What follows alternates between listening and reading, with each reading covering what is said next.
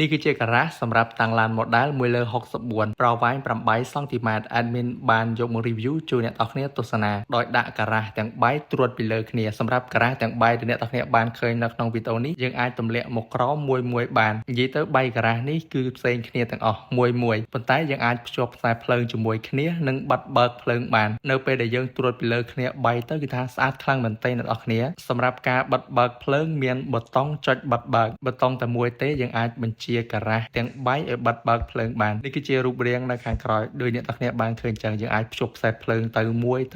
និយាយទៅអ្នកនរគ្នាចង់ដាក់100ការ៉ាសក៏អត់អីដែរអ្នកនរគ្នាគឺដូចគ្នាហើយខ្ពស់អាចដាក់ឡាន model បានច្រើនទៀតសម្រាប់អ្នកនរគ្នាដែលមានឡាន model មួយលើ64ប្រវែង8សង់ទីម៉ែត្រច្រើនសម្រាប់ការ៉ាសមួយយើងអាចដាក់ឡានបាន4គ្រឿងមានទាំងកញ្ចក់បិទខាងមុខទៀតនិយាយទៅដូចការ៉ាសយើងពិតអញ្ចឹងអ្នកនរគ្នាចង់បិទក៏បានបើកក៏បានបើសិនជាអ្នកនរគ្នាមានចំណាប់អារម្មណ៍កុំភ្លេចទាក់ទងមកកាន់ page High Brand from Victory ទើបតែនឹងចូលស្តុកថ្មីវីដេអូនេះក៏បានមកដល់ទីបញ្ចប់អរគុណអ្នកនរគ្នាសម្រាប់ការទស្សនា